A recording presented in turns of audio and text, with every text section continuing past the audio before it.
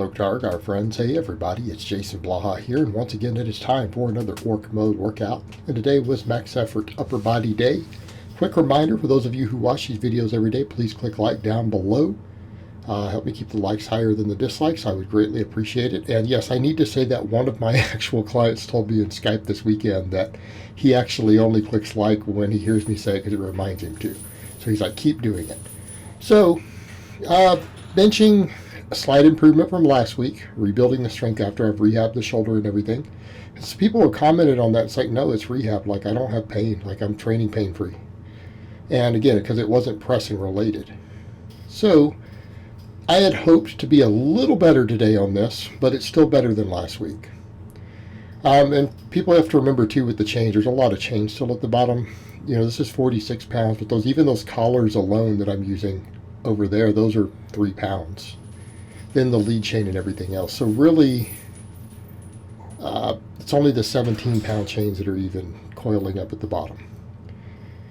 So the other thing to remember is that I tend to not be weak at the bottom of my benching on this stuff. Like if you guys recall when I hit the 352 close grip with the buffalo bar, I exploded out of the bottom. And my speed benching is going good. I don't have problems from the bottom. It's all lockout. That's one reason I'm testing a lot of these. I'm testing the stuff that I know is going to be hardest for me. I'm testing stuff that's going to be hardest for me. And so I'm going to have the least impressive numbers on the pressing. And one of the things I've noticed, look at that left wrist. Yeah, you guys see that. Look at that. I got to work on when I'm close gripping the bar better. One of the things that I've noticed, I'm stronger on the buffalo bar than I am the straight bar at close grip. In theory, we should be weaker. In theory, we should be weaker. We're having to move at a longer range of motion. It's that grip. That's definitely part of it. I'm bleeding energy there. Okay, I got to work on that. That left side, the right side seems good, but I was doing fine with the floor pressing. So I've got to work on finding the exact spot to grip it in my hand when I close grip with the straight bar that lets me keep the knuckles up. Okay, and I caught that as I was doing this. So again, the benefits of filming ourselves in the different angles. Look at that. And it's right here too. Completely unacceptable. Now, I still did good today on the close grip work, but again, that's something I need to fix. Look how bad that is. You can see it from this angle. Okay, that is horrific. If your benching looks like that with your grip, there's a problem. So I've got to fix that. That's one reason I'm stronger with the buffalo bar. I have a natural wrist position there. That matters. You say, well, how much could that matter? That could be worth 20 pounds on your bench. That's how much that matters. Okay. So I'm going to have to play around with it a little bit. Find the better positions. Remember to squeeze the bar harder. And I felt like I was squeezing it really hard on this rep work. And we got, with 245 today, we got 10, 10, and then 9. 10, 10, and then 9. So we're doing decent, slowly increasing there. Now people will say, well, why are you using the straight bar? Because I'm weaker on it. And I mean, we could argue that I could be doing board presses and other stuff, but I don't get anything out of them. Like, I'm not stronger when I go to a 2-board or something than I am off the chest. My triceps are my weak links, which we saw demonstrated with that rather goofy lockout. And yes, I'm being very critical of myself here. Why? Because I'm trying to be ultra competitive coming up. All right? I have to be critical of myself. I've got to be critical of those little things. And when I see things that are unacceptable, they have to be fixed. Okay? How are you going to be the best when you're making mistakes? So again, I'm just horrified watching it. Watching my wrist in this. Like if I was one of my clients right now, I would be like livid. Okay, I'd be yelling at my clients to squeeze that bar tighter. So I'm going to have to mess with that a little bit, and I'll play around with it some. But I'm surprised at this angle because we didn't see it on the other side. So this new change in the setup, because I've shifted my whole thing over, as you guys will see, I shifted the whole platform over. And because I wanted also to use this camera angle, I'm kind of in front of the bar. I can't pull the camera back as far.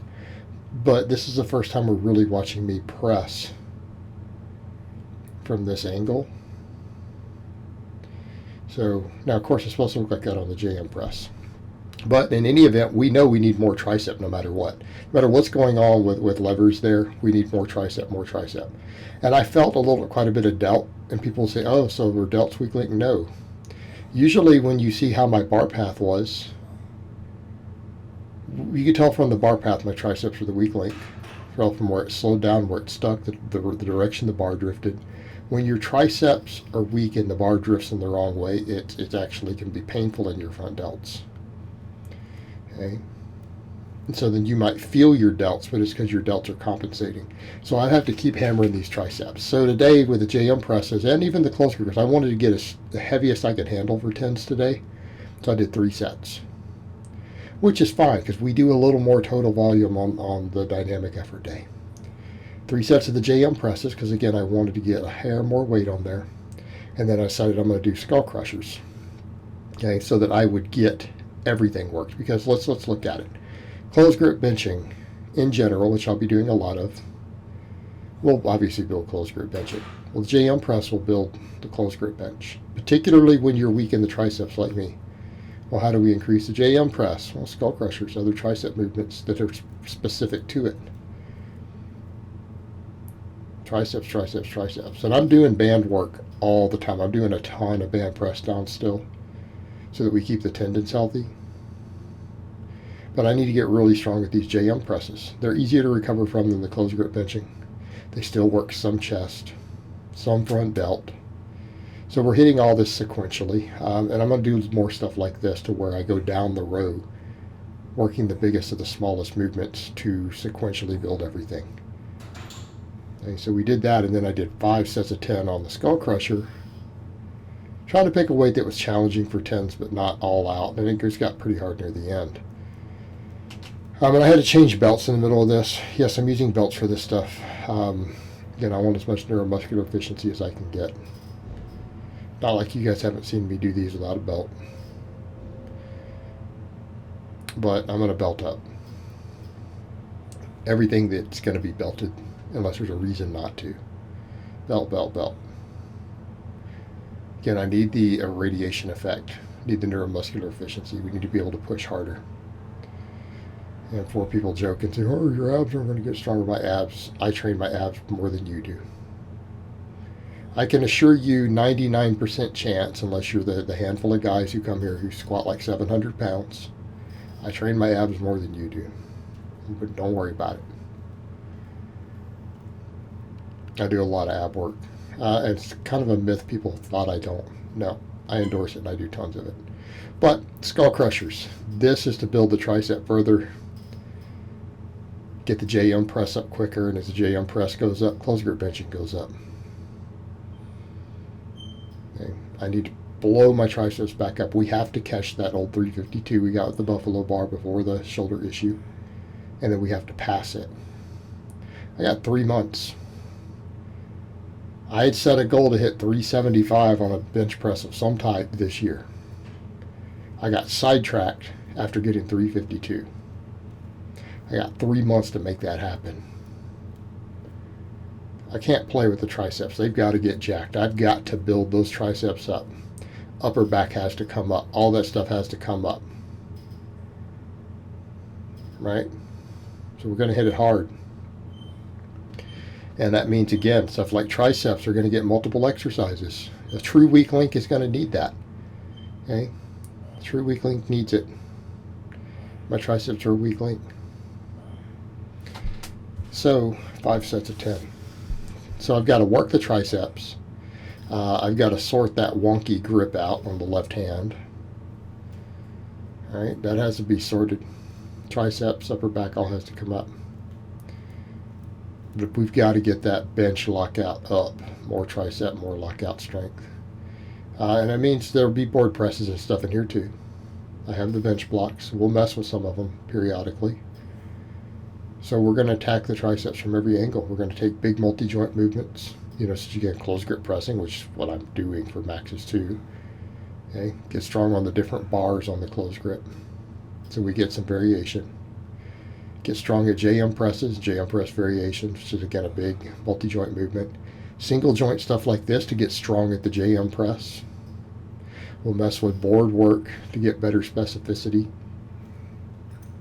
Okay, I'll get that bench. Okay, we're going to get the bench. It's going to be a lot of work involved, though. It's going to be a lot of work involved. Like squatting and deadlifting are going good. Squatting's going good. Deadlifts is I need more grip work, which we discussed. Grip specificity. A lot of grip training, a lot of tricep training. Ironically, both in my arms. Just no surprise. I mean, that's my least developed body part. Look at everything else. Okay. It's not like my arms are weak or small. It's just relative to other stuff they are. Triceps, grip, everything got to come up. And we're training all of it. Then snatch grip high pulls. I kind of clipped out the first one there. Why? Because it took me like a minute to get the straps sorted. I'm not good with lifting straps. I don't like using them. The snatch grip stuff I have to. And we did 4 sets of 10 on these. Same weight I've been using. I need to master this weight before we go up. But, you know, overall, first set was kind of wonky. The next 3 sets I felt were a lot better. They felt smoother, more comfortable. I think it's because I spent so much time messing with those stupid straps that got me out of my headspace.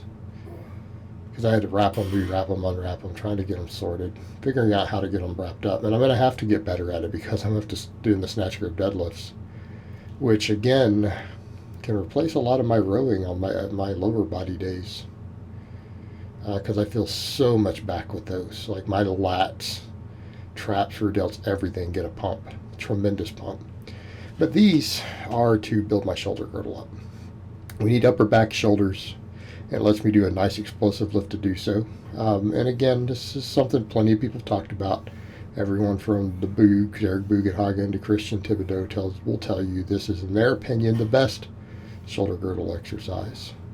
Now, we know there's no best, but it's a good one.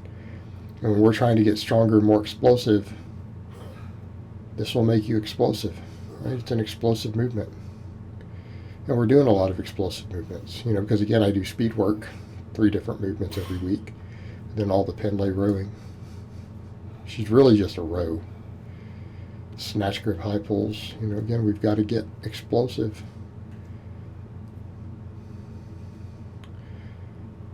But these are hard with this weight. Like the 10th rep is hard to get for me.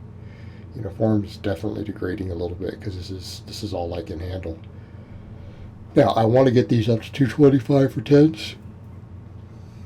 And at some point I may lower reps on these, and I try not to lower reps on a lot of my stuff. I try to keep everything around 10 or more for all my supplemental work because, again, stimulus fatigue, getting the best hypertrophy per set. Okay, so we can get the most volume and recover from it. Keeping in mind I'm doing a ton of GPP these days because I need it.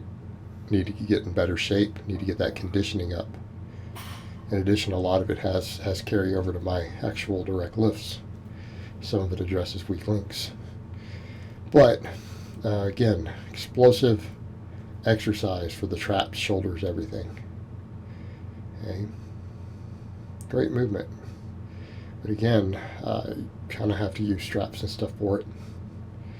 And I'm not the only one saying that. I've even seen Christian Thibodeau explain that. You know, if you get good at them and get explosive enough, you're going to be moving a lot of weight. And it's very hard to grip with a snatch grip. And that's fine because we're doing plenty of other grip work. Not a big deal. Again, it's not like I'm not doing a ton of grip work. You guys see the grip work I do on camera. You're not seeing the loaded carries or the pinch block work. So we do that too. But again, this will get the whole shoulder girdle more jacked. All 3 heads of the delt, the traps. Hits the upper trap. This probably hits the upper trap harder than anything I'm doing, but I'm not as concerned with the upper. I mean, upper trap is good. We want it to grow, but middle and lower are really high priorities for me. But again, that's why we have all this rowing. It took me a minute to get these chains set up. These collars finally came in. Trying to find it right. The first couple sets were, you know, not perfect.